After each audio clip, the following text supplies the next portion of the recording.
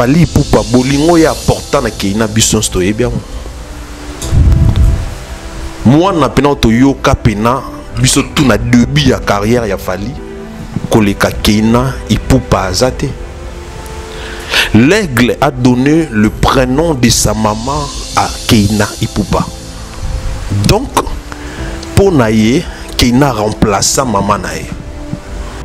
Fally c'est un bon père africain qui se respecte.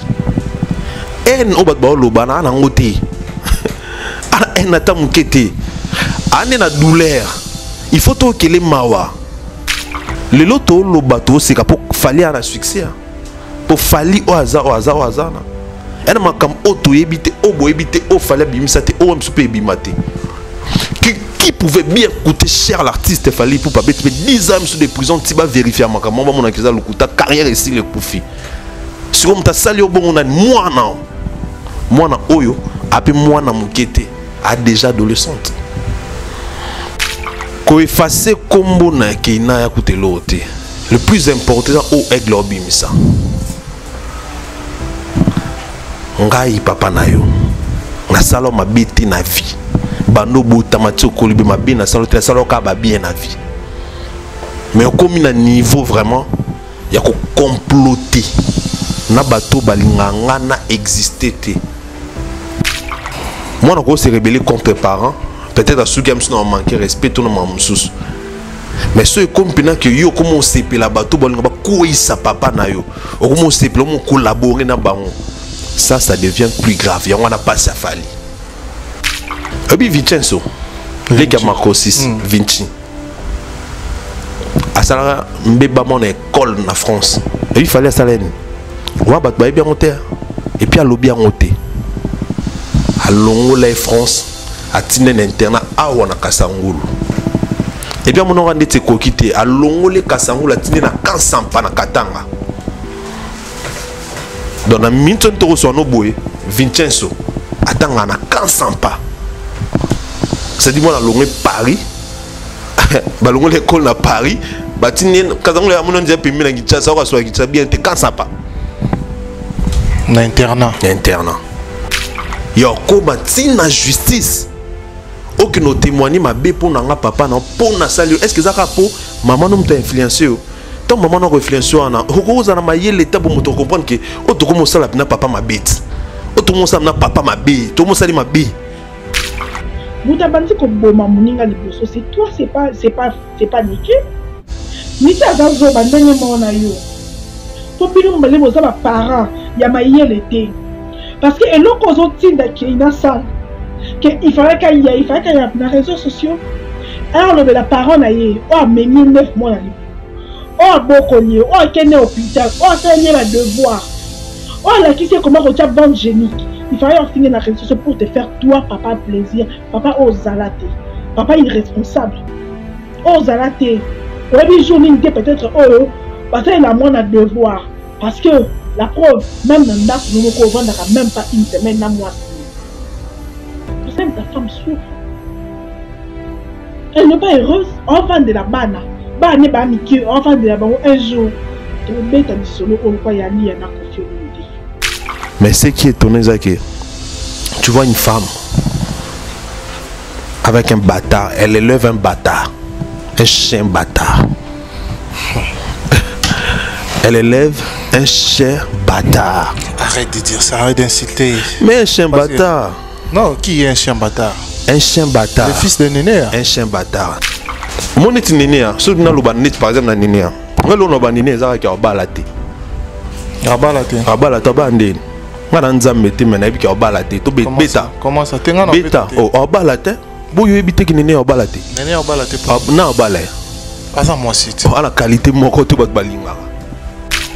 Et puis déjà so au moni na musique tu vois bien que ezap na solo ko o apna salité pena aba ko c'est tap na salité était à salité siko et puis moi et puis so la salité parce que ma poitrine dans compliqué siko mon na 4 poitrine ana couche moi poto era na salité oh là là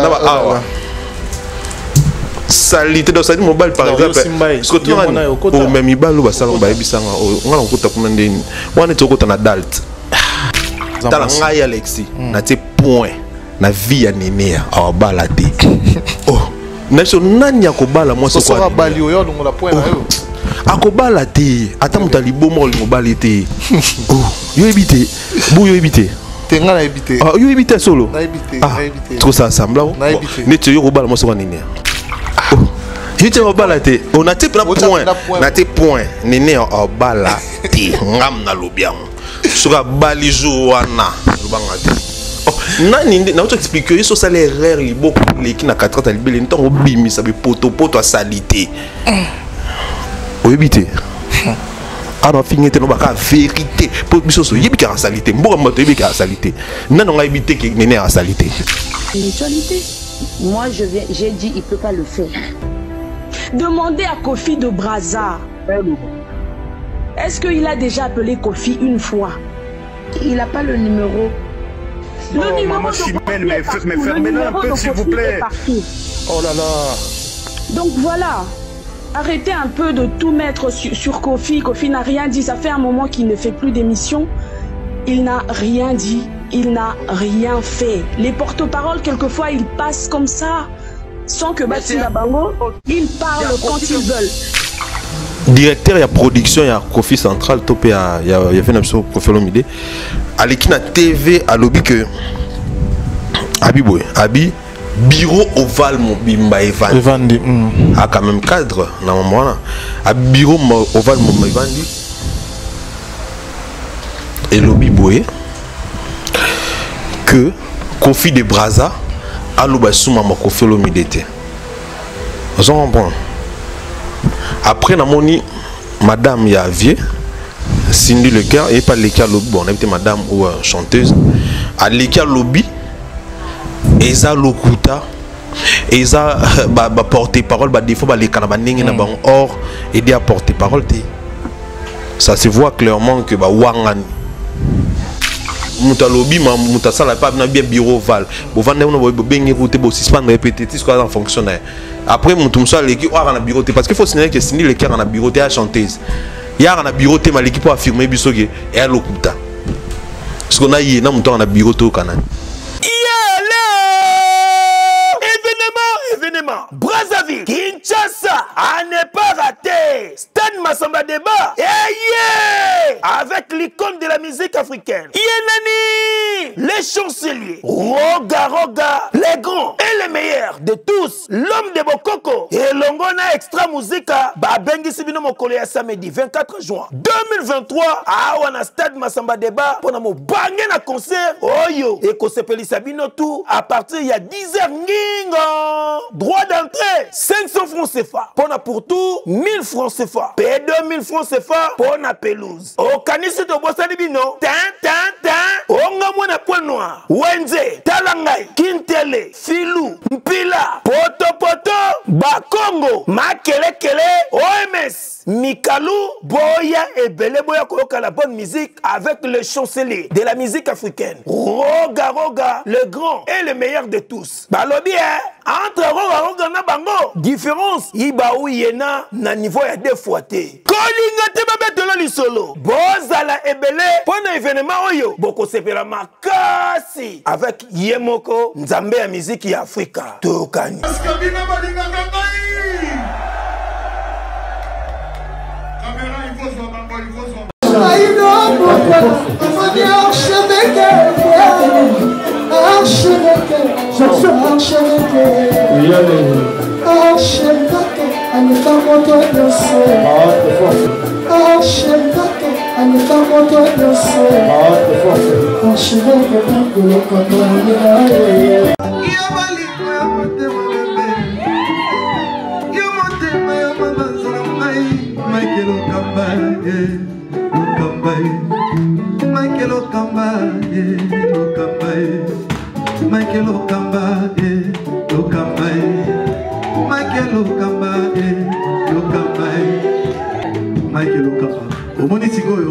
L'artiste, c'est l'improvisation. La honoré dans l'émission. Africa Elengi TV, votre chaîne, l'incontournable, la star des chaînes.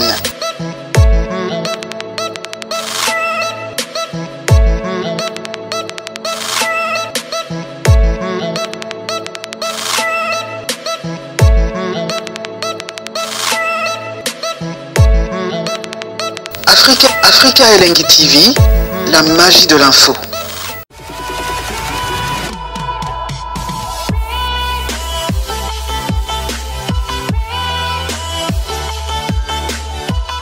Bienvenue chers amis internautes, bonjour, bonsoir, bienvenue sur Africa Elengi Télévision, votre chaîne d'actualité, votre chaîne dans laquelle vous recevez toutes les informations en temps réel. Encore une fois de plus, et nous vous disons bonjour et bonsoir, tout dépendra de l'heure à laquelle vous allez capter cette émission. De partout, vous nous suivez dans le monde entier.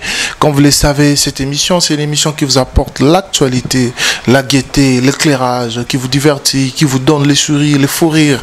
Et dans cette émission, toujours dans ces beaux plateaux, aujourd'hui, nous avons comme invité de chaque fois, de chaque temps, de chaque moment, chef de guerre Alexis Weti, les chouchous des Warriors.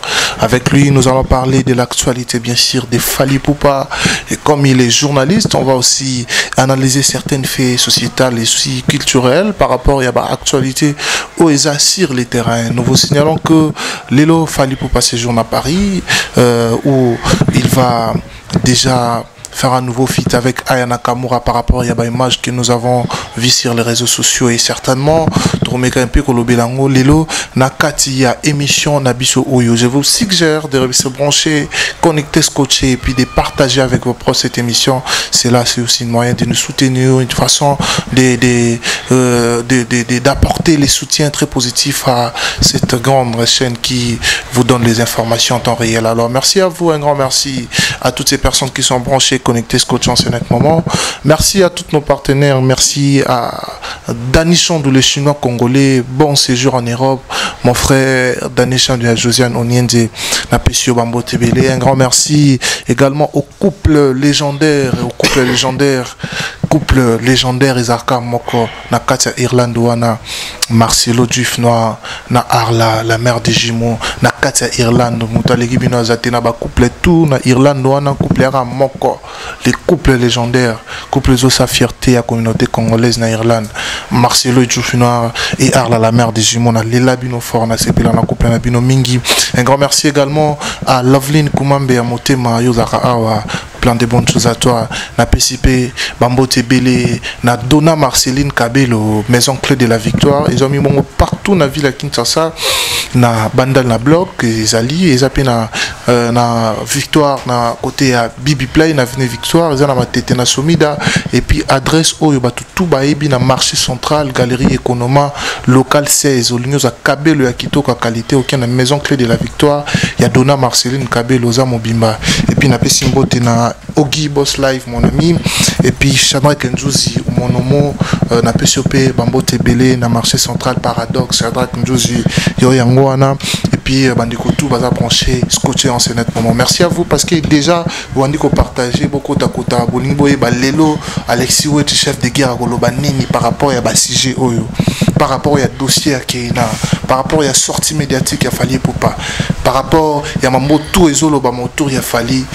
Ça l'a branché du début à la fin au KCP là, et puis au Koyoka Warriors, chef de guerre, il y a Warriors, et puis les chouchous des Warriors, Bino Lelo sur ces dossiers. Alexis, oui, chef de guerre, bonjour. Ouais, bonjour Shadrach. Santé. Ça va, merci, Dieu merci. On colore au bâti la bisso, on est là. Très bien. Alors,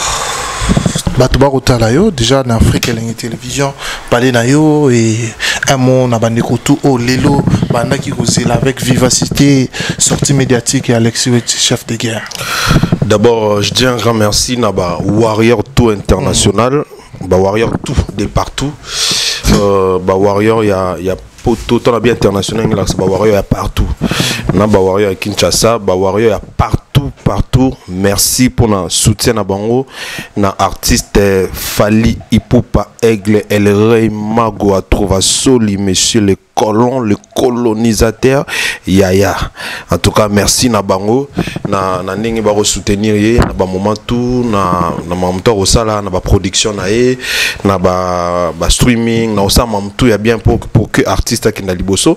Merci na Bango. Aussi un grand merci plus particulièrement na ba maman ya Kingakati ba to ba soutenanga Kingakati mobimba na pesi bino merci ba papa tout oyo ba soutenir ngai ba maman tout na ba jeune fille ba ya bus ba tout vraiment ba soutenir Alexis Wechi chef de guerre les chouchous de tous les warriors merci na bango et plus particulièrement les sous na Soulé Kauka par Zouzou Zouria tema peme loko la miliki Soulé Kauka des fois t'es bien quelqu'un qui a un très bon cœur Soulé Kauka na pesi bambo tebele na moi mba biso stoyebi déjà que tu voter Soulé Kauka donc tout le monde derrière Soulé Kauka donc tu voter en désordre de jour on sort à 18 000 voix biso to comme on va 36 000 voix donc Kauka Soulé merci nae donc voilà un peu quoi pour la sortie médiatique na biso yanga yomoni on a mutu oyo vraiment na bimara pas maté na bimara tant mon a danger ça vous comprendre et notre artiste Fally Ipupa sali sortie médiatique oyo ba te belé ba comprendre autrement ba te belé peut comprendre bien alors biso soto bimbo eza pona ko expliquer ko éclaircir ko exprimer un peu idée à Fally Ipupa na mambo lobaki pas parce qu'il y a biso mais na ndenge to mona comment est-ce qu'il fonctionne na intelligence on nzamba pesa biso na ndamba sagesse on a compris que ce que exactement l'artiste voulait transmettre na public par rapport à sujet au bino boyebi wana donc voilà donc les capons ko éclaircir en haut pour battre musus bana on pe na mtima malamu mais tant on ka ba discours de gauche à droite il y a bien té et ko changer CP mtima alors faut venir éclaircir Kotal Sabatuke, Omoni Ezaki Boye, Eza Boye, n'a pas fait réel. Voilà quoi, pendant que ça là toujours que l'artiste a bien poébi, Fally Ipupa tellement combattu que Batouba Lukara tout pris pendant quoi il s'est alors bah 10 000 tout même dans le discours on a donc voilà quoi, c'est un peu ça. Très bien, on aura le temps d'en parler dans cette émission. C'est vrai que Batou Bazar vraiment n'a pas ça au lobby là, au sa pensée na au sa idée na par rapport à Magamoana. Mais avant tout comme Mawana, je me reste que tout lobby là au paysan est important, très essentiel concernant carrière et artiste. L'artiste nous a dit dans cette émission que après Stade Massamba Débat, concert public, habité concert VIP. Ils ont eu la chance d'écouter Formule 7. Mais nous a promis avant You Arena, à Roya Penakata Kinshasa, pour couper ça, public naïe, bah saveur oyo, et en a 4 à Formule 7. On a habité et ils en a date nini. C'est vrai que la date n'est pas encore communiquée, mais déjà, si vous pouvez bien orienter les Warriors de Kinshasa oui, partout. Balba, toujours que la charité bien ordonnée commence par soi-même. Très bien. Alors, public, grand public, il y a Congo Kinshasa, bah, jamais qu'on savourait Formule 7. À part public à VIP, il y a VIP, il y a savourer Congo, mais bah, on a à Brazzaville, bah, j'ai chance vraiment de savourer l'album Formule 7 dans grand public. Okay. Alors, comme un bon père, à Koki, Kotika, est-ce que base, est-ce que maman banda bon donc faut aller les sous pour on paie ça les sous chance dans le grand public parce que so et bah les sous tant tu un concert à 300 et 500 bah doit nous déclarer bon biso bah grand public tout ça alors biso bah discours on sait qui non aébi donc jamais à couper ta concert à bongo à offrir Formule 7 quand la catégorie moro à catégorie musus parce que bateau ba sali église à les public à VIP les public il y a mon grand auto bien grand public donc jamais à cause ça la indifférence ou en ayant moni malgré ba programme en belé malgré ba date ils ont sauvé bien donc ba date est tellement belé ba calendrier ça vraiment full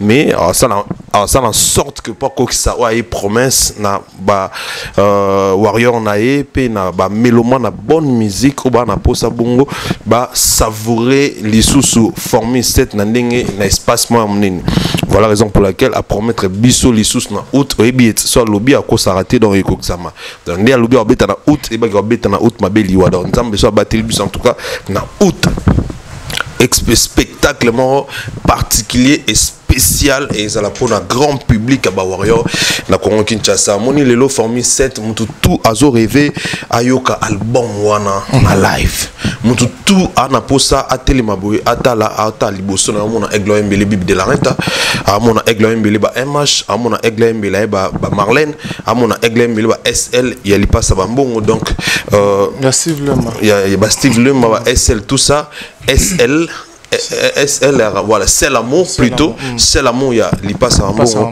donc voilà donc na pour ça vraiment que vivre un moment alors tellement que l'album est bien tellement que l'album est kitoko l'artiste a décidé que dans août après ça ce spectacle mon grand public néma lobaki donc to zelango vraiment et je pense que dans minutes oyo ba wore ba kangi pena maputa ya ba maman puis amibal ba kangi maboko ba ozela donc on croise les doigts to zela pena ote kokapo na to savourer les sous l'album formé 7 na août donc voilà un peu très bien voilà je crois que dans cette émission on va parler de Marambo Oyo et Lobama Kipé, une émission où Egla Sala qui fallait pour avec Popol Mopassoula, mais quand même Toya n'a pas un point aussi élémentaire. Tout le monde a équipé une émission là, Fallait Sala qui il nous a décortiqué l'album Formule 7, chanson après une autre chanson, chanson après une autre chanson.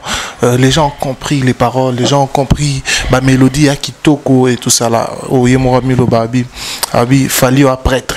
Dans Ami Benga, prêtre Yemoro. Donc ça dit que pour naïe Asali Banzemo et Kitoko. Mais côté Batubasa la ma critique, côté Batubasa la Moilo Mobalobara, habitera Banzemo moko temporel et non intemporel. Alors par des mélodies, des paroles, des chansons où ils ont la carte à Formule 7. Sur ces points-là, Alexis, tu es chef de guerre. Hormis le fait que vous êtes les Warriors, par rapport à Yamambo, Nandi Batuba Jijara Fali, qui habite à la musique temporelle.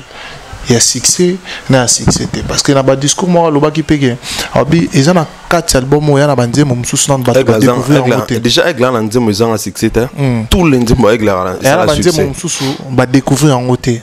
En fait, quand il dit que c'est un succès, c'est-à-dire que succès. Voilà. Mais tu vas payer attention, tel était le cas d'Aflaï. Non, en fait, ils ont peut-être un niveau, mais il a été. Voilà. Mais il y a un succès. Mais, on a Fly, on a payé exemple. Comme quoi, que Aflaï peut avoir en vol, peut-être 6 mois après, il y a sans pitié. Ça, c'est vrai, je le confirme. Parce que tu es habitué à un terrain tamola. Mais ce qu'on dit, tu vas Fali, qui habite à la chanson temporelle et non intemporelle. Bateau baja ndetingai bateau bana droit peut-être yako lobana aigle bon ngai pona nga eza bavio akala parce que bango ndeti le toka musique na bango on comprend la génération fali mutana ilo alba bon azate parce que un musicien mon côté na génération fali oyo bante monetikala ko leka fali tout ça exercice bon simple a OK la ligne a vu n'absolu faire rigolo à fort cher des poules. Mais est-ce qu'on a un moment où il y avait n'absolu faire rigolo à Kaleko les samou tous les lots dans stade. Exact. Sincèrement tout ça sincère aussi tout ça sincère plus ça sincère. Bah qui vivra verra. Ah papa tout ça sincère vraiment sincère les lots. Qui vivra verra. Les lots ben une émotion déjà tant que ça si que les lit samou tout est. Tant que comme calendrier les samou. On va sûr. Mais ouais yo mon nom déjà mon nom ta. Donc, ils ont été pour tout le baquet, pour nation, pour nous faire ça exemple. En fait, débat eza banzembo ebelete. Débat e banzembo ebelete. Débat yo questionner ça que nzembo o etikalaka. On comprend. Et on a pris sur exemple moro lelo. Na TV na Sophie na WhatsApp musicien msusu. Mais le côté ferré to gata na faire ta diki diki. Na te musicien msusu. Est-ce que ana nzembo ni mo ya kala oyo akobeta lelo nde to abwe muto esali muto émotion et activer blo na 400 muto mutaleli exacté wana même batu ba na biso ba bi kena okosate ozo comprendre na iba to ba discours wana na ibi ba fan na banani nde ba discours wana tant olingo reprocher muto na eloko mo bwe to lo ba ilo mo shu muto mitala na so yo za na capacité wana mais l'artiste Fally Ipupa il a des chansons oh le la beta on bat balela par contre associé. Tous les nous à Brazzaville, dans concert il y a VIP. Au moment comment est-ce que Bossé a fallu pour pas associer. Un il y a 2006. Ce que vous voulez ascender il y a banda carrière en 2006. On se rend compte. Ce que vous voulez passer nzembo oh non tant la banda carrière te. pour nzembo etika la net ndeni pour ya bande carrière na 2006 ti lelo basengake abeta banzembo oya banda na 2006 musicien ni nongo yo kenda concert na ye pour na biki yo okenda ba concert mususu musicien nongo yo kenda concert no moni pena ke soza si faut la sincère awa boy ba o sengi banzembo o abeta na 2006 abeta on lieu na concert basé belé tout temps ba comme te pour ne pas non monate so izala ki banga ba de l'actation image pour aloba on déjà trop musicien nini hormis Fali lelo toyoka banzembo na kala na ba boîte na ba bar to ba sa ba mix na tina génération na ya pour na bi ba to kala ba prêtre bango ti lelo ablo na ngobeta mais la génération aigle nani le saut de l'ongolika génération kala to ta maman Fali poupa mutuku tu bis ba to ba na droit pena ba mambo zande biso ke ba musicien na nyonso ba beta banzembo ko tikala te ba beta banzembo éphémère muto beta banzembo o etikala mukili mezo mona eza Fali poupa na tozaki na yo na baza ba betaki ba betaki banzembo nyonso o eleka au moins comment est-ce que public et banda obina et puis et comme un moment où public commence la chanson au choix et la chanson au choix na ba osenga kaka banzembo ya album masikate ba osenga na banzembo ya album makala donc eza ba excusez-moi ma vulgarité on a utilisé siko eza ba débat mon bête et a tellement bête que tu vas discuter sur Yangote. Ce sont des choses fondées. Nous avons toujours aigle, baloukelake, et l'eau nini. Tu vas a faible na musique n'est toko, l'album n'est pas succès. Abi na danger, danger à boka, batu ba lingé, abeta partout. Ça ba sala minene, invité partout. Tout ça net, tout fondé net ni. Bato fondé na l'eau peut-être ba congolais ba kozala kidiba. Malheureusement pour na bango nganaza, heureusement pour na peuple congolais, lelo, heureusement pour na biso za que peuple congolais comprenant lelo musique ne comment tambola. Que lelo musique et comment tambola na haine. Et car est tellement musique que musicien moi au mitala, alors mon a bien que Joe à l'équipe biso musika. To go dire mais ibane art. Oh, ay ba yemba te biso leki na yemba. Papa. Yo leki no yemba vraiment la raison on na mambo ba solo o ngakuna na belle voix ko leki yo pe na na belle voix o leki OK si ko ndeni belle voix na yo est sollicité te ki neti ay est moins sollicité que ya muto na faux voix yo mona te ki za bête donc muto na belle voix te mais il est beaucoup plus sollicité que bino batbo na belle voix encore une fois bête obi ki wa grand chanteur ko leki mais aoyemba ba style la musique et belé koleko pe bien yo siko grand chanteur o meko yemba style musu sa musique o kokite ba tutu ba monique oyembi mabe o sali yango mabe yo za ramta pembe wa lésion na faire parce que batou balobarango na réseaux sociaux on va pas se voiler la face Alexis Wetch non ça lésion non ça na loba na bateau nyonso balobara boye non ça la lésion te faire gola loba na bateau balobarango lui il est le meilleur batou balobara te faut botika biloko wana frère s'il vous plaît batou balobara te tu généralises tout le monde OK netinga lobarango te na limite lobarango batou balobara bana clan na bango mo boye voilà kasi clan na bango il ne réfléchit pas bien. Ils ne sont pas assez intelligents pour en créer Babylone. Comment pas parce que pourquoi Nabarguimon on fait ça. Ils chantent bien non? Nabarguimon on fait ça. Bakoko c'est limité boy. Mais c'est nabiso aimba bien. Basuki wana. Bakota Fali kata. Parce que toi voter Fali na idée na baby mbamo. Dans le sens que musicien na bango yemba bien koleka ba musicien nyonso toi génération. Kasité, toi génération aigle la carte. Pour aigle des guide patron en génération. Donc toi génération aigle la carte. Donc ça rend bien pena ba rôle ba bien net nga boy. Sonaye on a fondé le sur aigle. Faut na réfléchir, na comprendre que moi le on a fondé sur aigle, tant dans le lobby là on a plus long argument. Na genre contradiction, tu n'as pas so batté. Au moins net bon rôle ba. La génération Aigle est l'artiste le plus beau de sa génération. Et écoute, oui, au mota pendant la génération fallu au mota là nani aleki na kitoko mona pété wana yo pesi point de vue wana non en fait wana na plus un exemple au moins qu'il a quand même réfléchi hein même ma fils beaucoup talanga a quand même réfléchi dans ba argument donc ça bimi selanga a chanter ça Michel qui fait na beauté lelo la génération na plus beau qu'il fallait Azate, c'est réfléchi. On prend. Donc, yo y a tege. Yo y a tege au fondé le mot oui. Mais c'est la chose imba rouler comme tout mais. Bon bah les bogards bah cappuccino. T'es bon les bogards au tab hôtel les bogards na aigle là bogard, c'est un beau garçon. Bon yo comparer beauté à les bogards na fali. Les bogards bah non bengi les bogards depuis Kalati les. Eh wana comme n'est pas bino. Oui, ngani na on peut s'appeler comme Michael Jackson. Et puis au mobile nga bon bit. Donc on a comme te faut tala ba famille c'est ça tout le monde. Non, il est beau. Mais au niveau aigle était pardon. Aigle quoi? Aigle on dit moi santa que chaque temps. Moi, on dit moi uta na libu manio ka chaque temps abimi. Chef de guerre mystique. Aux autres moi. Donc, Serge, je connais Serge. Les bogards, on est pas bogards. Mais on a pas bit. Il a peine me bani. Mais si vous avez la beauté, mon bébé naturel, la télé, t'es dans soit binga bogards. Voilà. Faire au hasard. Garçon barbe. Aux autres, mon émission, t'es à contexte. On a exemple, mon studio que. Il y a un problème. Il y a un problème. Il y a un exemple. Il y a un exemple. Tant que les bogards ont fait.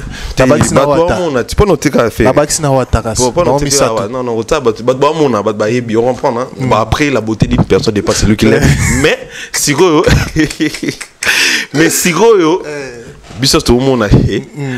Fallait à Boga. On prend. Venez faire un Boga, mais il y a d'accord. Au bon ici, la beauté des personnes n'est pas de celui qui l'aime. Le roi Yolinga ne peut pas mais après, est-ce qu'il y a d'autres beautés qui ne dépendent pas de celui qui l'aime? Elle est très beau. Elle est très beau, par exemple. Elle est Vanny Morgan. Elle est Vanny Morgan. Bisous tout le monde qui a quitté. Est-ce qu'on est dépend? Elle dépend. Elle est battu. Monsieur Bimbo comprend que bisous tout le monde qui a quitté. On comprend. Donc, elle est bon. Donc wana eki nosbi biso surtout on est gagito te ne tono o finge siko on ngala finge on die milongo pananga o finga na ide indirectement il mo finga déjà indirectement ngala kota masumu wala te mona o finge ngam na finge te o finge po ba doit pas c'est tu comprends que o finge o ba na lisumu wana le no sala on tenait ba mususu ya très sérieux na bossa lisumu frère ça n'y a moulinga vanana azolé la fort amolé la makasa mo porter ma plainte si moulinga yo ba la fille mo porter ma plainte na ça n'y a moulinga très n'y a moulinga vanana M23 vanana M23 musical la vanana pas ça c'est à dire que lelo tant bo nga bo fonder logo pour un artiste na bino faut ils en a soubassement tant bo ba que artiste ça danger boyemba fort et boyemba musique nyonso est-ce que siko ma musique nyo ma bien est-ce que ma musique monsieur skolekaye parce que rumba na normal to kolina rumba tout le monde peut chanter même nga boso minga la studio la fanga na moyemba mais ba musique alibana en fait grand chanteur alibana tant voilà capacité à manipuler notes tout et à manipuler sur toi musique net ba fali pour pas aigle comme tina kina ti musique rapa pe bima bien on comprend je mon na barba kana mona je ne taratolinga on comprend 100% love la suite life rapa les sous between c'est pile tout bon goût mais tout le monde peut ma mission soit make au rap to bangi do oba na mbango so bandi kan moi ne bandi bo au moins n'était baby solo journée so bon yo mo ibande bon Beko. Aux Anglais, ça. Ah, das ko poni se ko yebi ki rapa ma bien place. Te ne to no cheka yongas. Te ngala pression rapa. On peut ça pour nous qui ga kuna. Te biberon pe ba rapa. Fait na pas rapa la biberon. Yo ki ga kuna ba de. Te yo zo ba génération na. Te c'est que ma bible yo zo ba génération na. Ya za génération était. C'est-à-dire que tout le monde va me sentir rappel qui m'a bé au moins net salon encore mo silica au moins net tout le monde ndé kona au moins net ça ibo ndeni. On comprend? C'est-à-dire que tant bon on va fonder logo pour un artiste na bino. Bon ça peut que bolbi artiste soit danger ça qui bolbi ga l'équipe tout. On comprend pour que c'est sonité. Donc voilà un peu discours on a ba ko yemba bien ko yemba mabe d'être les quand on les lo ba comprenant que la génération fali pom ta yemba ka lo aigle ate. Tu vas n'avoir c'est moi Gibson quoi en auto abima armolo n'importe quoi. On y to zong c'est les gars kala. Total c'est gars kala. Ils vont comprendre que il y a une bêtise. Et les longs qui le comprennent maintenant que Fally Ipupa a grand chanteur dans la génération où t'as leki azata leki bangotu na nenga mabete jouer des arguments au boy au vendre tu nous pèse na argument. Vous comprenez? Voilà. Merci beaucoup. On avance dans cette émission. Nous sommes avec chef de guerre Marcelo Djifnois, grand frère propre, chef de guerre Yeyo. Azo répondre. Marcelo Djifnois. Moutoumoro bien. Allez là. Il y a Arla, la mère des jumeaux. Au Kanga, couple légendaire. Et voilà, Marcelo Djifnois. On avance dans cette émission. Là, on va venir dans ces points. Aujourd'hui, je dirais, pour moi, ils ont pour Moroboué, topé message Moroboué épidermique et Oyo Fally Lobby sur sa famille. En tout cas, retour dans le pénato qui n'a pas malembe. Alexis Ouet, chef de guerre, au Vandi, aux autres à la télévision. Fally Ipupa réussi par Popo de Moupassoula. Mon Pasolo, c'est Pasolandi. Après son maman exercice dans l'émission d'Ivunga. Nebso, on est clôturé. Fils nous est-ce que dans le long l'émission là, ça 50 000 vies. Avec 4 ans. Donc, après c'est un mot de Papa Moupassoula. Cette émission était vraiment au top quant à moi parce que je m'étais retrouvé tout au début de cette émission. Quand on a mon Nazome Martis, je me suis dit que Opena émission et signer les artistes. C'est un frère talentueux. Très bien. Mais jusqu'à arriver à l'endroit où il lui a posé la question sur les tatouages de Keina. Affaire Oyoezui, on plaire sur les réseaux, éclaboussé dans les réseaux sociaux. Alexis Ouetti, le roi chef de guerre, quand tu as vu Fally, ton mentor, ton warrior suprême, parler de sa fille Keina, qui a longo la tatouage Johanna pour des raisons qu'il a données sur les réseaux. Alors, dans le Kango, avant de faire une réaction, Batou, Yomoko, au Milo Belakinene. D'abord, émission en de lobby. On a abandonné qui ont parce que Ndenge Aiglando décortiqué les sous Formule 7. Malouébélé Otoeba Tena Bantim Otoeba qui en joue. En gros, c'est une très belle émission. Pour moi, actuellement, on a peut-être des émissions, mais jusque-là, non, dans mon émission, on a quitté côté. L'aigle, Fally Ipupa, a trouvé Soli, et les Rey Mago, Yaya, a vraiment à l'aise fort dans l'émission. Mais étant la personne qui aime Fally, étant son fanatique, étant la personne que moi je lui prends comme mon grand frère, à un moment l'émission on a une triste. Pourquoi? Parce que dans mon douleur, donc il fallait loba sur ces sujets-là. Je viens Fally avec un cœur plein d'amertume.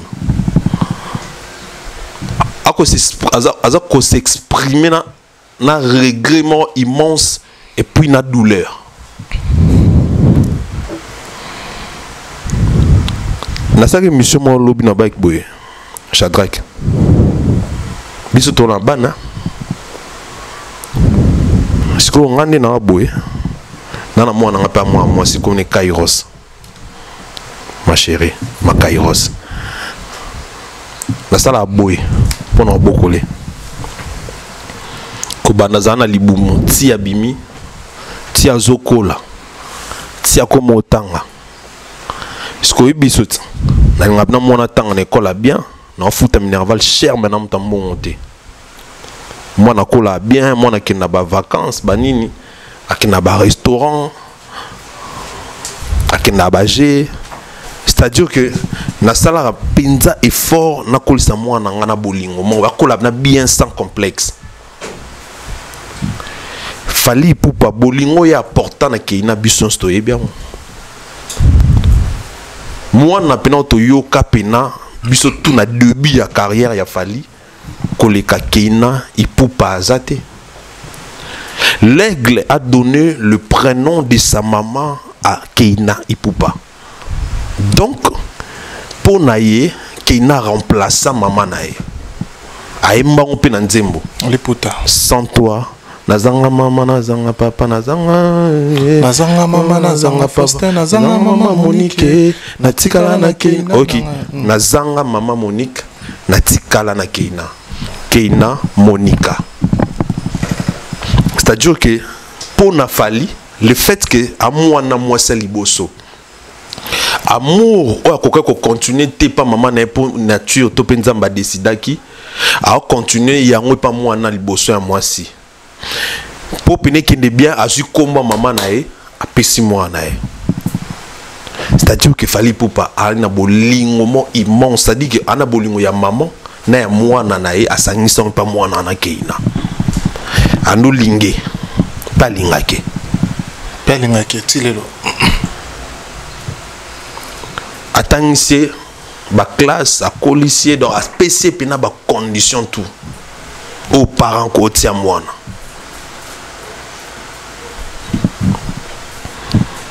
siko de toi bo na vie normale soki yo linganga trop to pe to lingana to ko ba master to linga to lela trop bolingo moko ba master to kuta peut-être ki mkolo to pe na bo mwana ba école tout ça to lingani mais so salinga mabe oba ne to lobat. Ah, master nanga wana pena pire nga wana mete lo kwa sali. Et l'eau fallait en ceinture. Ko effacer combo na Keina ya koute lote. Le plus important au aigle obimisa. Ngai papa na yo. Na salo mabiti na vie. Bando botamati okolibe mabe na salo te salo ka ba bien na vie. Mais comme il a un niveau vraiment, il y a comploter.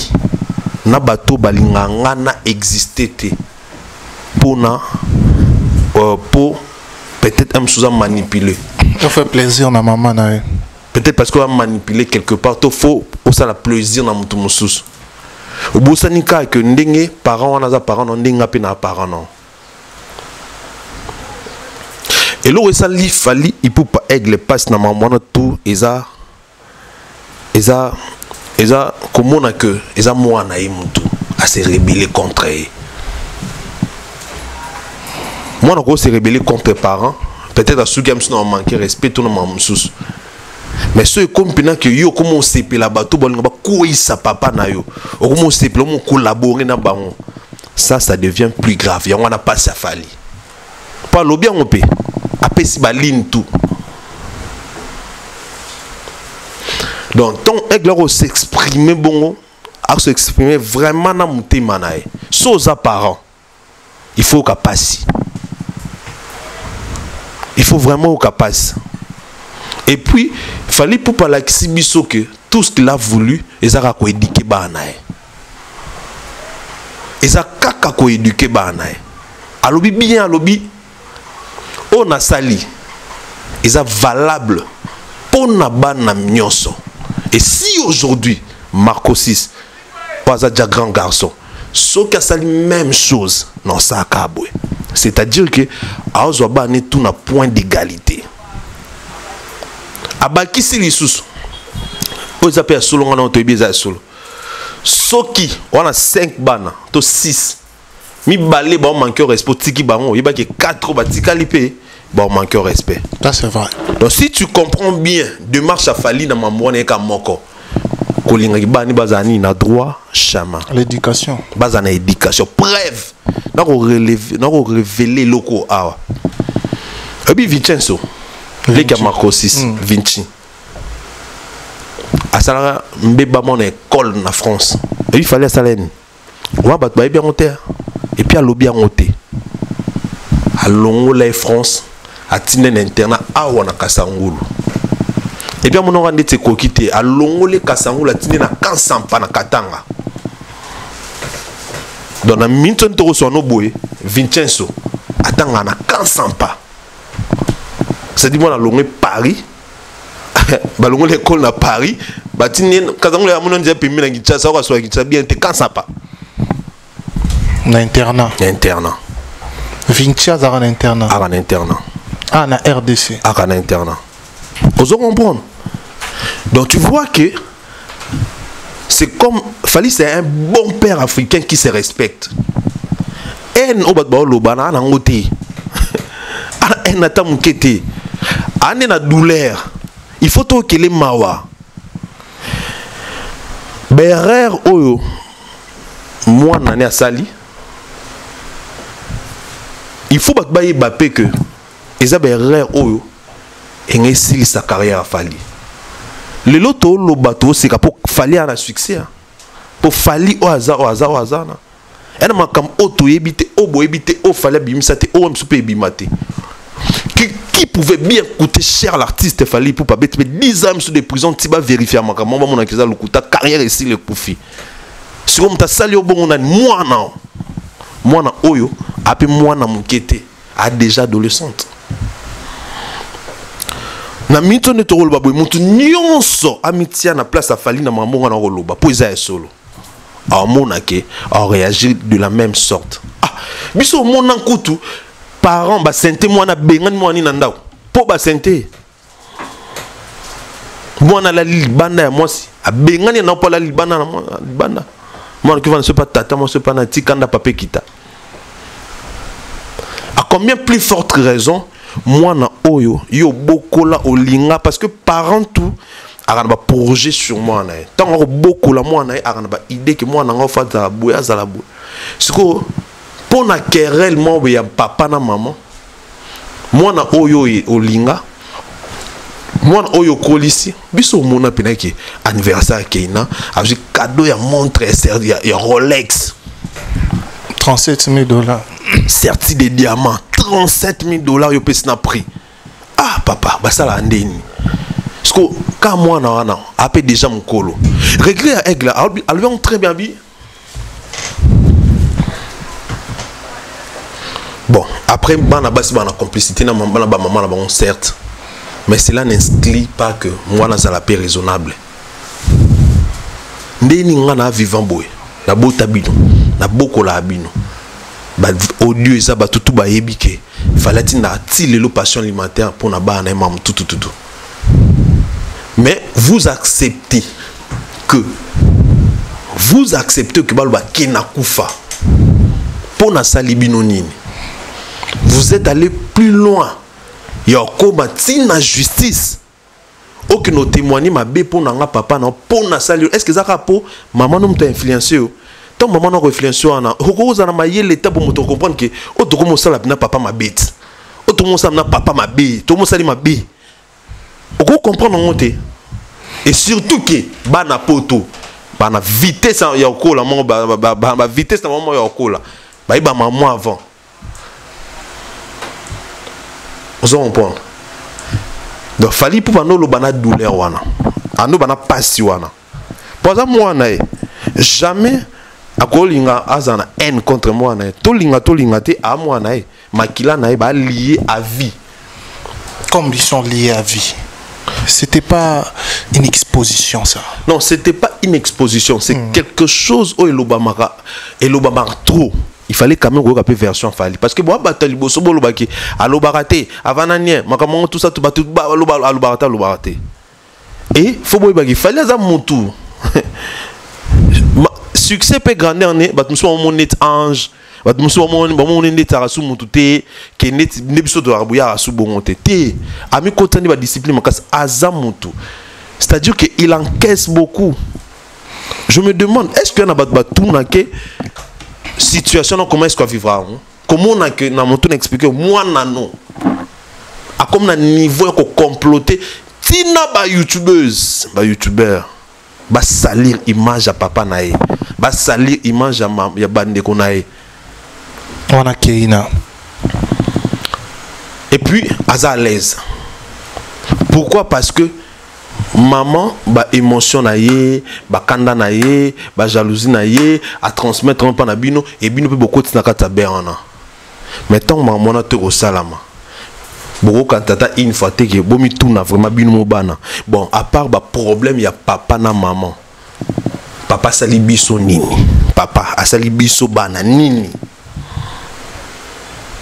parce que la même maman aloba qui bana ngai bazo se considère comme orpheline c'est la même maman aloba qui fallait appeler sa bana tout à qui papa na bien d'ailleurs ta boya até à chaque fois bani basinga loko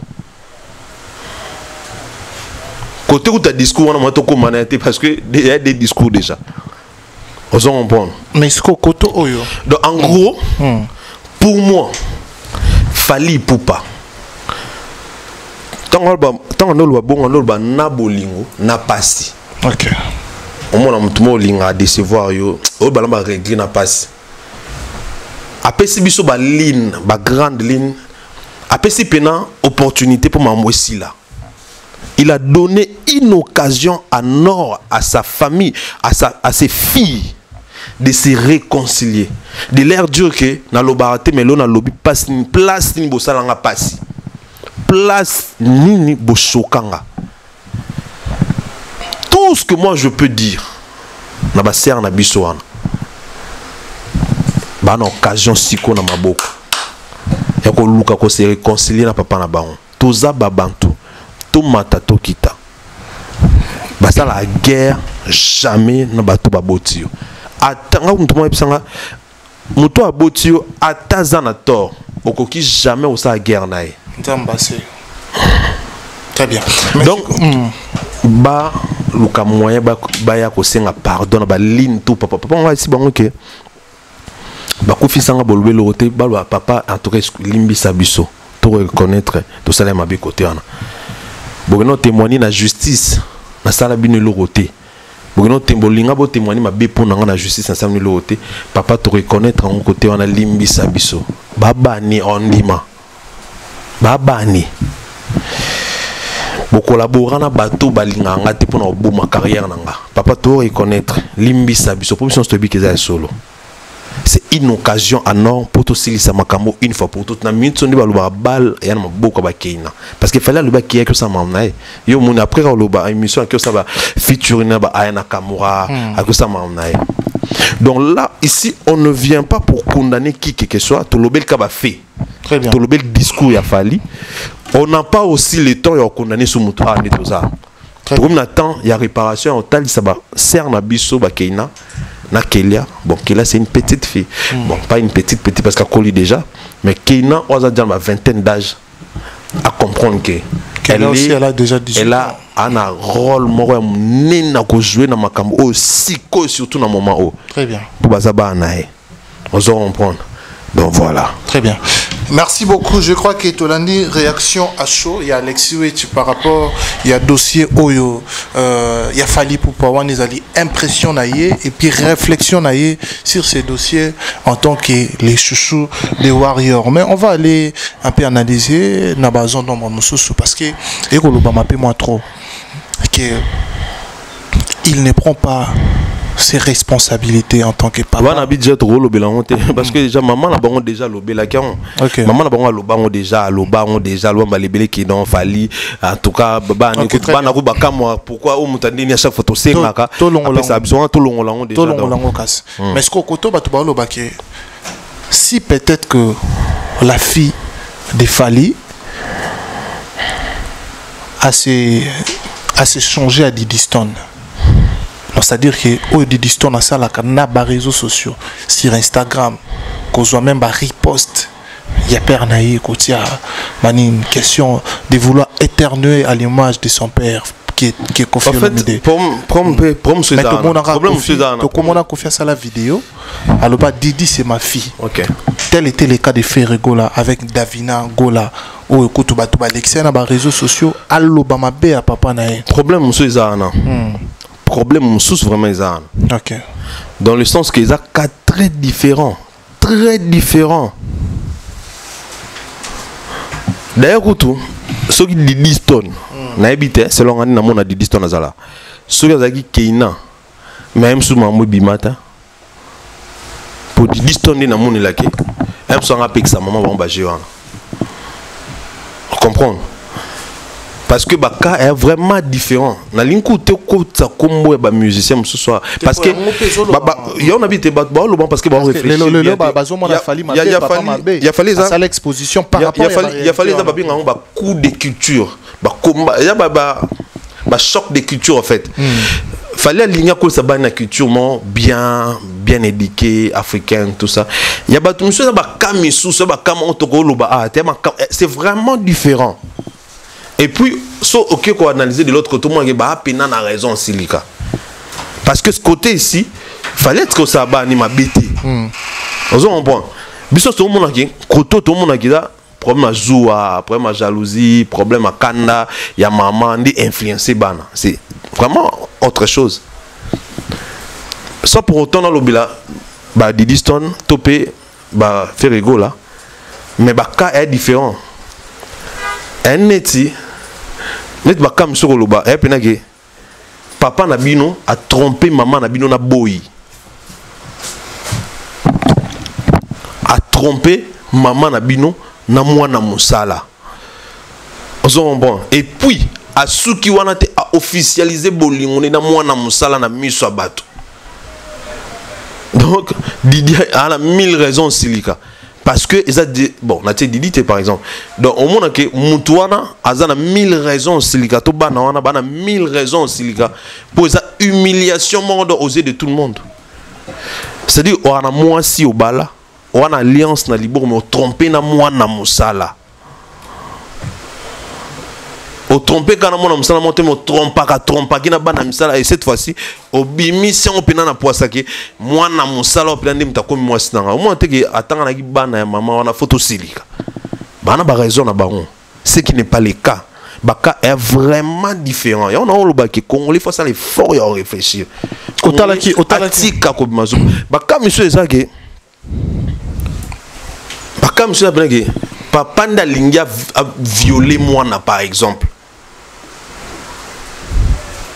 Pour la Sonia famille, baboyo lobango par exemple, babombi. Moi na akimi sopendeni. Waniza très différent na kaya fali. Ozo bon que papa penanda alingi par exemple a violé ne pena mwana. Et puis moi yebi ki maman na ki na msikati na ko beta mabete ko na ko loba boyete pour son na lobi na choqué kuna yobi mapamba. Ozo bon bakimi si mwana tope mwana kimi topendeni. Baka et ça différent. On a des musiciens au lobby par exemple. Okay. Donc les cas sont vraiment différents. Bah toi avant de comparer, maman, il faut nous réfléchir. Il y a un moment où papa presque tout. Bah c'est peli fort. Non mon fallait lobby parce que les lots culture européenne ils a bien. Mais ça n'a pas maman b et belé. Influence oyo biso ba parents na biso ba africain na neto koleli to accepter monter to monter. On s'en bon. Tout le monde a même si on va blum total dans l'émission maman quitte là je t'ai tapé moi la bête maman bata biso ce qu'on a ça bah abomination. Moi j'ai vu ça, j'ai vécu ça. J'avais une copine comme ça devant moi elle a poussé donc une copine pas c'est-à-dire moi si n'angate mais camarade nanga ma bande fan na poto baya une fois je l'ai vu comment elle a bousculé sa mère. Tu vois, j'ai vu comment c'était catastrophique mais voilà donc on est l'équipe parce que poto Siko, ils a bientôt mabé. Très bien. L'artiste ne veut pas que Bani Baza bon. Tout ce que lui veut, pour ça Bani Baza bien éduqué, Baza la boy. C'est valable pour tous mes enfants. Il y a plusieurs exemples comment est-ce qu'il a puni Bani Moussous. Très bien. Donc Batou, Balong l'homme on a l'issue ma B, na l'issue N. C'est ça les problèmes. Batou on trop na l'issue N. Ma bien non grande en très bien. Sauf dans le bateau longo li sur N pour comprendre qu'il fallait pour pas passer occasion à se réconcilier na banae. Très bien. Fallait pour pas bendi banae pour nous savoir que bo sur bozoki sanga. Et lelo ba monistre ba poteza na ko bon sa pota est-ce que on a ko ponsa lokolo. Comprendre parce que silence est fort tellement que banae soit no baté qu'est-ce que ba rosa net neni pour ba consoler père na bango pour long les kanda. Les réactions sont épidermiques sur les réseaux par rapport à Yannin O. Les réactions sont vraiment épidermiques. Vraiment épidermiques. Otolande bisonio surtout ndebatu bazoloba mingi pe mabe. Mais on va pas prendre toutes les réactions. On va quand même qu'on peut choquer bateau tel des nénés à Kelo Oyo Asalaki vidéo moko sur sa page qu'on critiquer Fali yo Fali boye Fali nini Fali irresponsable Fali tout ça là machin ce qu'il a dit n'a évité réaction à néné à Dialobi Atangina Marambo ou peut-être Mususu pour certains sont vrais pour certains sont fausses qui au botisa kutu ndeko ya nana au sala kutu boy au sala boy néné à kelo on va parler de néné parce que tout le monde une réaction puis néné est touché moi bateau na évité réaction na kozala nini pona bon est-ce que ndeti mdoa néné nako va na tina ndo mamne a niveau na se makasi na ninga mabete niveau tellement na se que ngana ko va na te bona mama néné en tout cas non ça on te mais ce qu'on a et ça n'a pas si ça mon ça que ndeni sko lelo batu balongo lipena humanisme na bomoto na motema likolo mbongo lelo batu ba la ki sabiso na internet que baza prêt ya sala mutu n'importe quoi ya blesser mutu à vie pour na mbongo. Je ne veux même pas parler de néné parce que il y a des filles, il y a des femmes où vraiment Nanda Kune, elle garde un bâtard, un chien bâtard. Elle s'est réveillée avec un chien bâtard. Elle s'est réveillée avec un bâtard qui n'a jamais senti l'odeur de son papa. S'il vous plaît, je n'incite pas. Je n'incite pas. Parce que ça parle écoute, s'il te plaît. Elle s'est réveillée avec un chien. Un chien bâtard qui n'a jamais senti l'odeur de son papa. Un chien d'animal ou d'animal? Un chien bâtard. Un chien d'animal ou d'animal? Bâtard. Non, c'est comme ça. Tu parles de l'enfant de néné. Mais ça, je ne permets pas. Mais a eu quand même audace. Il y a Ovan la pena boina micro. Il y a bien un papa aux responsable Zoba. Oumona. Mais moi naï, oya bota. Aïe bien te lunga papa n'était am souvent oyeba honte. La fin de néné a eu le papa n'était. Non, bah chien bâtard. Moi, il y a un chien bâtard. Il y a un chien bâtard. Non, non, c'est un chien bâtard. Ok. Une femme, Dubaï, elle s'est réveillée avec un chien bâtard. Un chien bâtard. Denini, batbas no bomoto teboy. Ah, deni yo mutu moko ba peso mbongo lelo fini Shadrach. Après Shadrach après son bon finga fils au fini fils. Après fils après son bon finga au fini bomoto non. Personnalité non, personnalité existera. Oui, bon. Ba tumsu balance na personnalité parce que na mboko tout monde a penage muta yibi pena mbongo ma cha munoko quoi. Ya ba si misusu pena neti par exemple to ba neni abiso no Congo motobi ka muyibi. Donc Congo mobimba tu bi neni a muyibi. C'est-à-dire que batumsu ba pena une personnalité ye anangoti. Moi lobi ando finga fali. Après mon film héritier, après comment film a ferré, après mon film a ferré, donc mon film donc hasard, donc yo so foutir en bon net mikolo. Au moins montu ana pour accepter ça artiste ou yo soutenir les lots. Pour artiste non PC bon, il faut y tenir ba propos malsain. O yo zo bossa na ke ba propos o éthique la libéla na vie. C'est-à-dire que dans le bon Tokobo sanango te kafinga fali zoba. Tokobo sanango ti. Comprends? Pour se pelisa muntuma oyazo lobi la lelo.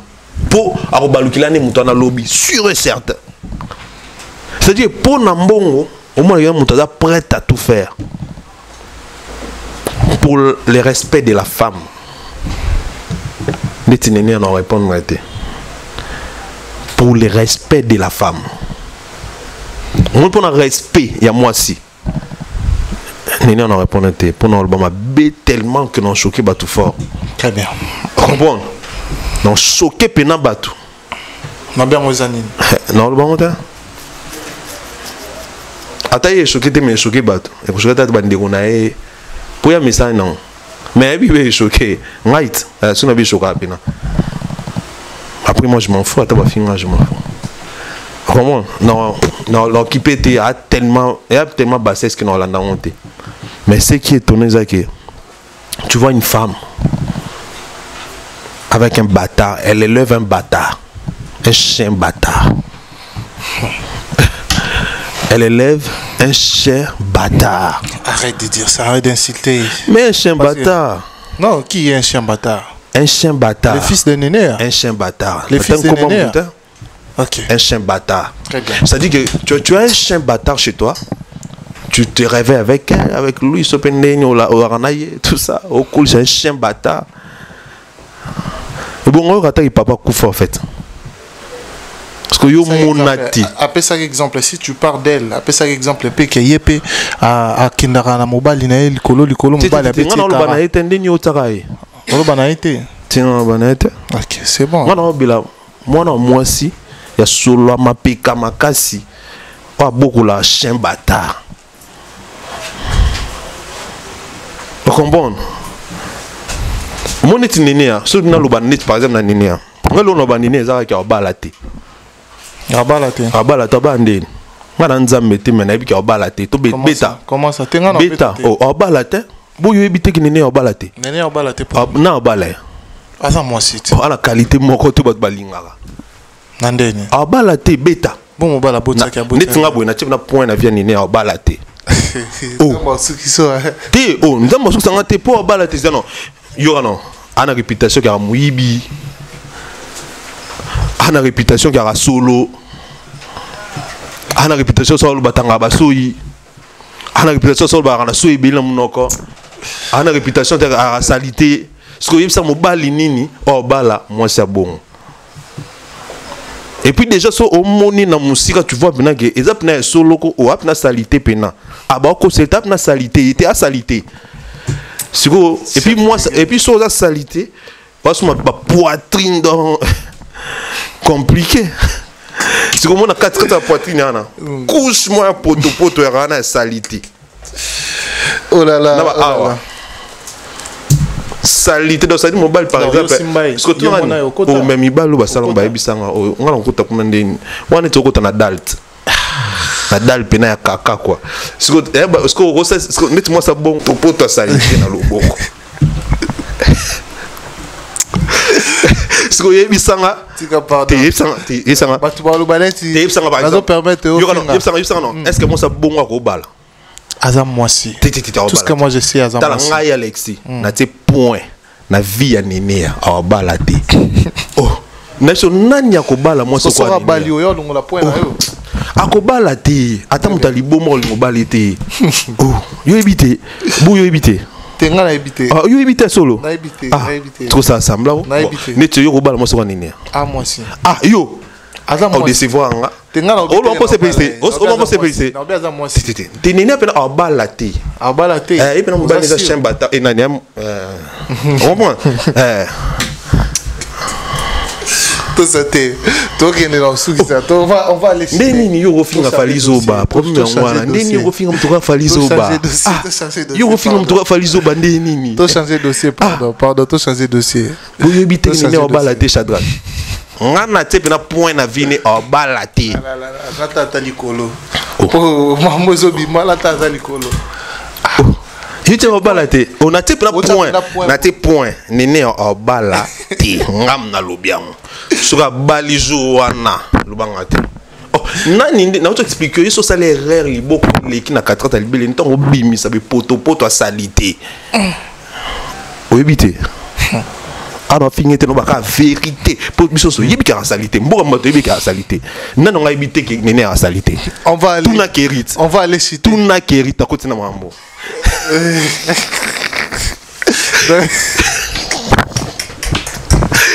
pa banda ou passer ba timbele est-ce que ayoka sur la lipekato sur la lipekate tuna kerit anda bimana nene a inhabite abimana kerit abimana nene kerit ayoka sur la lipekato sur la lipekate abimana nene non ayoka sur la lipekato sur la lipekate pour nene ata bo 100 mètres sur la lipekane oh ta nene ata bo 100 mètres sur la lipekane webi mon nene bo abna bo 100 mètres mo ki sur la lipekane Attends, na bloc. Oh, quand. Parce que mon tabou, on a un balai. Non, on va sur la bonne, on a au bélat. Parce que sur la bonne, dans les bandes, c'est pas notre fin à moi. T'es non fin à te ya fini bien falli, na bien fa fini ya nangai. Ya nanga. A fini zoba. Oh, Kérit. A fini ya nanga zoba na musa batutu. Yoga, légende loi fali l'aigle pour aigle ça est commis dans été biso balé qui nous te commis suis biso au finga ya net nga bosko na fingité na fingité no vérité au bon on habité qui n'est à solo nous disons celui qui n'est à solo pena ma be pena on a bien on dit ba boy net sopé ande solo pena ma be net yé était ba boy qui là que ande salité alinga chocolaté alinga mba itetaka Dubaï moi makazi mais yaline mama au chocolaté pardon tous les cas tous ces décisions là merci beaucoup chef de guerre oui na so caleçon nga nene na pesi le moi la sa caleçon na sa caleçon des soins mère fâché au moins toi si t'es kasi nene a défi moi la sa caleçon et so c'est à la caleçon sointé n'enjoy avec ça. Oh, viens dans un jour à soin au Léranéné. Oh, il peut qui se soin. T'es un jour à pour bien aller à la Kisara. Mais qu'est-ce pour là que c'est bon, faut caler sur à soin. Il faut d'abord moi 25 ban, moi 30 caler sur ban, nous change à mort. Merci beaucoup. Il y a un caler sur soin. Si toi y a un sujet, pardon. Mais la maille. Fini ya. Merci. Ah, impoli.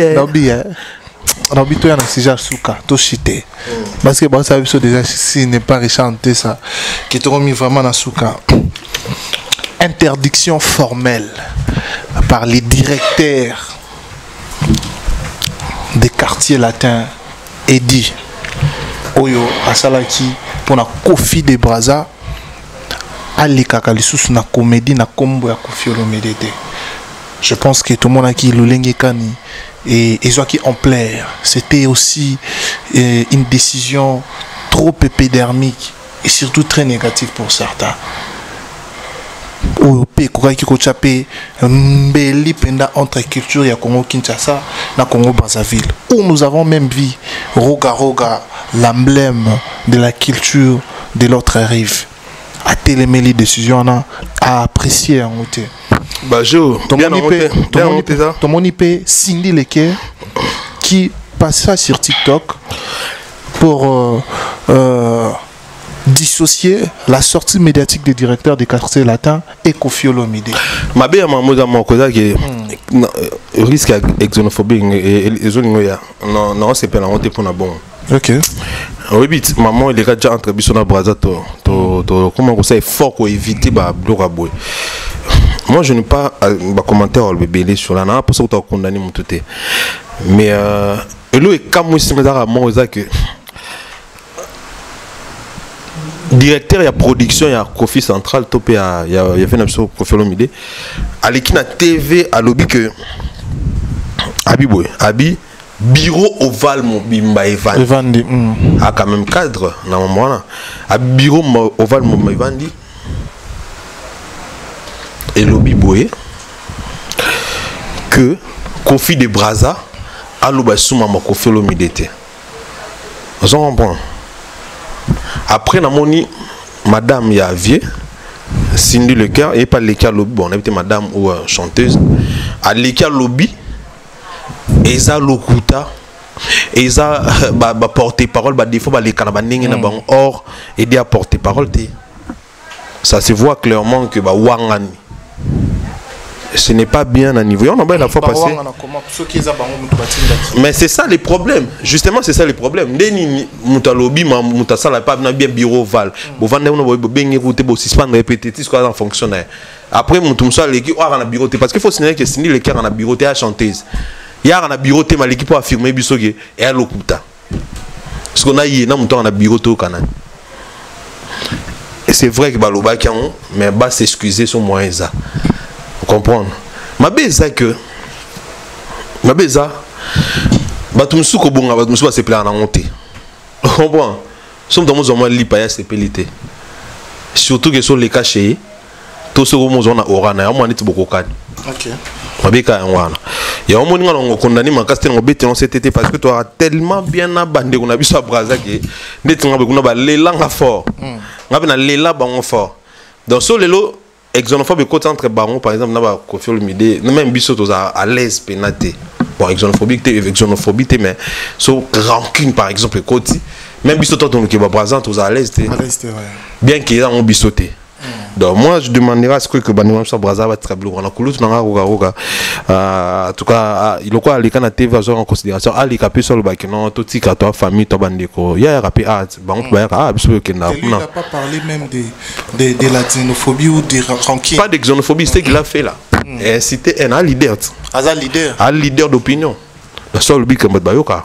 Mais c'est que le pays sali pour certains ils a cause noble parce que les lobes souci à badjouné à l'idée de oui mais ça noble mais ils ont Hollande la té et comme à un niveau na que oh le biso et le Hollande la té tout le bateau ndesinde pour répondre wana ils a babangi.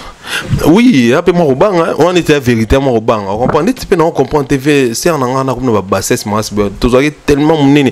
Donc on le battre ton moni mystique un respect encore incroyable. Mais on loba boendeni. Moi je pense que il aurait dit ba traiter en temps en coulisses. Quand elle n'a pas des réseaux sociaux, quand elle ne parle pas. Bon, je sais pas, est-ce qu'elle fait ça pour na yemo koto ba routine narai? Wana ponanga na monte kitisi na niveau to zulaki wana pena ponanga elle pouvait pas akokoya rouler kala ba ba ko ça on peut en pika muto ça normal ako ça non mais bon au-delà de tout ça que to bandeko Congo Brazzaville Congo Kinshasa toza bandeko. Très bien. Voilà. Merci beaucoup. Nous sommes arrivés pratiquement à la fin de cette émission. Merci pour votre patience. Merci pour votre attente entre vous et nous. Merci pour votre fidélité, chers abonnés, chers internautes. Si tu es nouveau, abonne-toi et commencez dès maintenant à partager nos vidéos, nos émissions pour nous soutenir. Alex Weti, chef de guerre, Batu Batalio et Belelelo. Qu'est-ce que tu vas dire comme mot de la fin à toutes ces personnes qui ont eu l'occasion de te suivre? En tout cas, bon, bandeko bato balinga fali pour bato balinga ba musicien na biso ya Congo, tout ça l'effort que ba musicien ba bien la famille na ba omoni likambo ngana ki lo bokobi ko beta c'était que Aigle a musicien a vraiment a besoin de soutien ba congolais tout par rapport à makambo te comme la raison comprendre. Moi je pense que ezali kamba famille nae na mozo les cas pour le moment na toi ba zabana nae ba koti kala bana nae et le monde le bazar na bateau ba ya na réseaux sociaux pour na taki songi ba ozo comme matière ba no lo ba mamozanga tina ce n'est pas important pour ba kokapo kabla fani na ba anete. Vous comprenez hein? Baba nae ba kokabola on a été donc baba nae pour la vie. Très bien. Pour la vie ni biso ni bango ba kokabola bango. Donc moi je pense que le mieux à faire c'est couper sa bana conseil bah s'excuser auprès de leur papa parce que bana vous allez comprendre et puis parents ont tort parents n'ont jamais à tort donc voilà papa vous qui avez la chance de toucher de voir et surtout de dire que j'ai un papa qui a un nom comme Fally au tremplin de Fally. Remercie les bons dieux, remercier les bons dieux parce que à ça la bino grâce au-delà de dire que bozan na papa na bino za artiste et musicien bozan na papa na bino za vivant et bon ba oyo ba lugata zo affection c'est ça net ba bisoyo azate ozo luka poso kendo là c'est papa la muka viens voir ton fils ce qu'il est devenu aujourd'hui mais vous en avez beaucoup mon bango ba jouer ba saranaka na nini wa maman mais o wana papa basarana nangote papa azara papa. Alex Weti, merci beaucoup pour répondre à notre invitation. Alors bah dédicace na yo et non bon na soutien $500 libanga. Très bien. Comment bon. Donc bambote na bato to balinga ngai. Merci beaucoup. Donc bambote na otekinga kati à part sur les kaoka jouia. Très bien. Motema pe miloro la miliki. Merci beaucoup. Zouzou, fait la merveille, faire gagner la merveille. na pe na pe simbote na grand frère na biso Soulé Kauka par Zouzoul futur honorable na pe sur bambote belé et puis la fiston coloqué Elsa Patero ya nati lokole chilungu ya mama Mary et puis ya vient na biso nati lokole nati lokole chilungu ya mama Mary et puis Fego Fergani la merveille Fefe Bogarman général Kelly Charleston. Très bien, merci beaucoup, ça n'est fini pour aujourd'hui. Un grand merci à Richard Tessa, héros dans l'ombre derrière la caméra. Merci également à Bandekoutou Oyo Bazui, opportunité Pelibakou Yakuta la biso Nangonga Oyo. Cela reste avec toute évidence un grand plaisir de partager ces instants, ces moments de bonheur, de joie, de communication, d'information, d'actualité entre vous et nous. C'est une affaire de famille. Restez toujours fidèles à nous et nous serons toujours fidèles à vous. Merci à Dané Chande, le chinois congolais. Merci à Maman Emilie Nzemba, à tous peuple en Betolo. Merci ko Yavi Nabiso Gobelisha, Nakati, à Lausanne, papa, et maman na Andy, Louawa, un enfant pas comme les autres, na Pessimino en Botebele. Et puis couple légendaire na Irlande Mobimba. Na Europe Mobimba, tout ça na Europe, Irlande était mais na Europe Mobimba. Ils allaient moko, badarande na Irlande. Marcelo, Juif Noir, na Arla, la mère de Jimo, couple Kitoko, au Boyi, au Sali Mokilinayo. Merci à vous. Merci également à Loveline Koumambe à Motema. Un grand merci à Donna Marceline Kabelo, maison clé de la victoire, où ils ont mis bon partout dans la ville en Kinshasa. Ok, na Mateteoza, Ezali na Somida, Oye na Zandu, local 16 na Vendi Commerce, na Galerie Economa, Ezali, na Bandal na Bloc, Ezali, Ezapi na Bibi Play, maison clé de la victoire. Il y a Donna Marceline Kabelo, ça reste un grand plaisir. Il y a travailler na bateau, ça ramsa na bango qui est au commande d'Antiazo livré, Bakabelo naï, puis avec assurance. Merci également à Ogibos Live et puis Mandekoutou Batala Gibiso. À la prochaine, bye bye.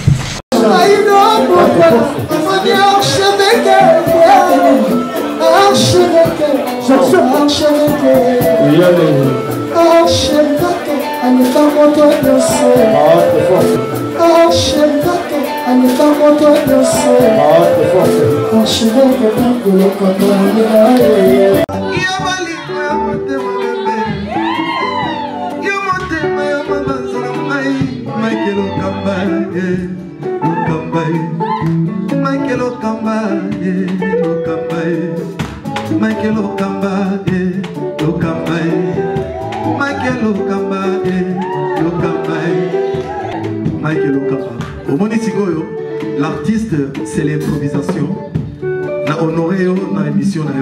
Africa Elengi TV, votre chaîne, l'incontournable, la star des chaînes.